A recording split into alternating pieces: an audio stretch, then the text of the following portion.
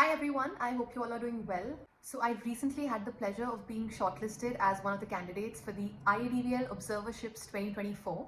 Now that I have completed it, in today's video, I am super excited to share with you the details of my experience. As always, this is going to be an elaborate video where I would start by discussing the application process, when to apply, and finally a detailed account of my own experience at the center of my choice. First, I'll talk briefly about the application process. The applications for IADVL observerships are invited every year around November, December. The announcement inviting applications is usually put up on the official website of IADVL, and they also send out email updates to members. So who is eligible to apply for this? First of all, you have to be an IADVL member, and secondly, only post-MD, DNB and diploma students. So you can't apply while pursuing your MD or postgraduate studies, but once you have it, you can apply, and you have to be an IADVL member. The duration of the observership for candidates less than 35 years is 4 weeks, and a stipend of 10,000 rupees is provided by IADVL. For candidates more than 35 years of age, the duration is around 2 weeks and no stipend is provided. So along with the announcement inviting applications, they also provide a list of centers available for you to choose from to pursue your IADVL observership. And along with the list of centers, they give details of the course and the course director as well. The centers are located all over India, and in your application, you can send in a preference. They ask for a preference of up to 2 centers of your choice, although it's not guaranteed that you would get those centers only. So all you have to do is send in your application via email. All the applications are evaluated on the basis of certain criteria, like conference presentations in the last 3 years, publications in the last 3 years, chapters written in books, awards, participation in IADVL activities. So the selection process is based on merit, which is evaluated on the basis of these factors, and therefore it is recommended that you start building up on these from residency itself in case you are interested to pursue these observerships in the future.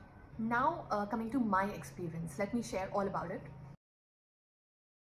The center where I did my observership is called Disha Skin and Laser Institute, Thane. It's located in Thane, and the course that I did was lasers, phototherapy, aesthetic dermatology and dermatosurgery. It's a private clinic in Thane which was started by 8 incredible, very senior, renowned dermatologists. So firstly, I'll talk about the machines available and the procedures done at the center, because I think it's very important that the center offers to do a wide range of procedures and has all the machines that are required for better learning and practice. Considering the fact that my course was lasers, phototherapy, aesthetics and dermatosurgery, I was not disappointed. The center has a phototherapy chamber, hand-foot phototherapy unit, targeted phototherapy, excimer. They also had all the important energy-based devices, diode for LHR, fractional CO2, MNRF, Q-switch NDAD laser, IPL machine. They had a hydrofacial and a medifacial machine, and also radio frequency and ultrasound based machine for skin tightening and contouring. What else? They had a derma pen 4, a microblading kit and piercing gun as well. Of course, all the basic equipment like electrocautery, cryotherapy equipment, centrifuge and iontophoresis machine, all of these were available as well. On top of that, they had a state-of-the-art OT which was well equipped for all kinds of dermatosurgical procedures, including hair transplant and vitiligo surgery. The center also conducted a wide range of aesthetic procedures like chemical peels, Botox, fillers, threads, mono as well as cork threads, skin boosters, microblading. So that allowed for a wide range of procedures available to learn from. The infrastructure was pretty good as well. All the things were well placed and organized. The staff was super helpful and cooperative. The accommodation for the entire 4 weeks of your observership has to be arranged by the candidate itself. So I contacted my center, and luckily they had paid accommodation available with them. So I got a nice private room in a flat. Our timings were from 9:30 a.m. till 9 p.m. So it was a quite extensive 12-hour shift. We were a group of 4 people. I had 3 other wonderful colleagues who had come for their fellowship. So it was good fun. We started our day with tea and coffee and attended the OPD, had lectures related to the course every day. We attended, performed procedures, observed procedures, and had multiple coffee breaks throughout the day. Post lunch, we even dozed off briefly. So even though the hours were long, time just flew by.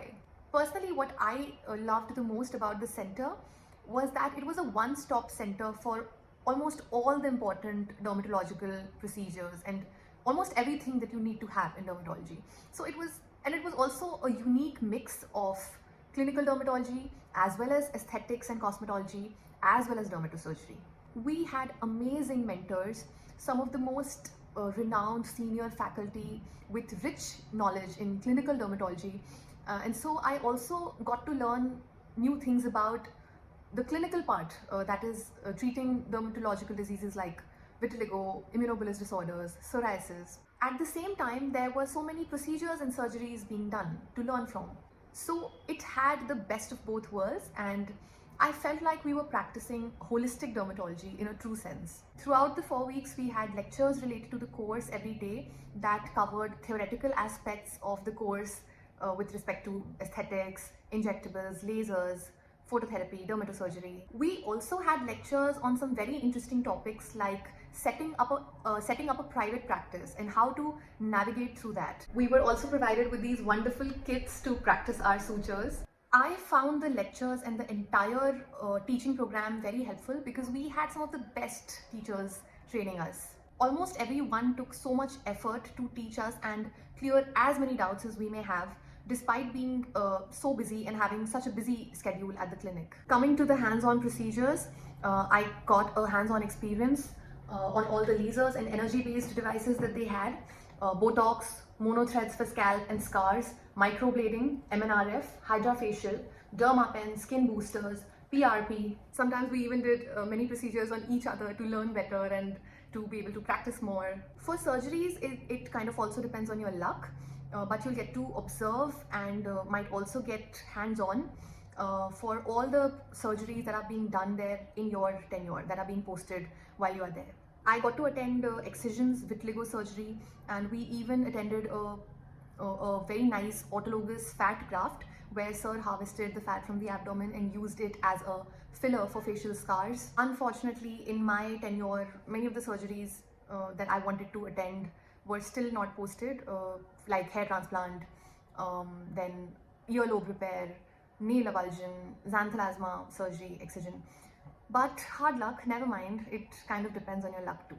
We also were not able to get hands-on for fillers and cog threads, but again, that also depends on your luck, whether a patient is posted for that while your fellowship is being done. You know, these things happen, and overall I was very satisfied because I could see the effort that the center and all the faculty there were trying to really put in for our best learning experience. Lastly, the mix of faculty at the center is something I really liked. There were all kinds of experts in different areas of dermatology practice. So we had faculty specializing in clinical dermatology, chemical peels, energy-based devices, lasers and all, injectables. They even had a dietitian and a very esteemed plastic surgeon on their team. So the variety of experts in different areas was incredible, and also the fact that they were so affable, humble and eager to teach, that was a cherry on top. All in all, this is my take on the entire experience and why I found the observership super helpful.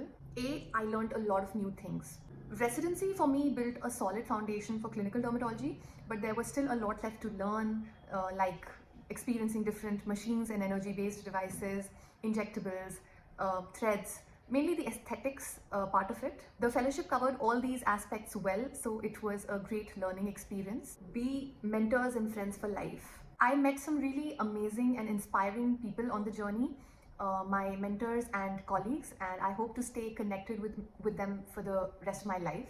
And lastly, a private setup experience. The experience of working in a private setup, which is a whole different ball game compared to a government setup. So having that experience teaches you a lot about how things work in a private practice, what are the practical problems that you encounter, and how to navigate through that, and how to handle patients in a private setup. So that was a whole different experience for me, and I enjoyed it and I learned from it.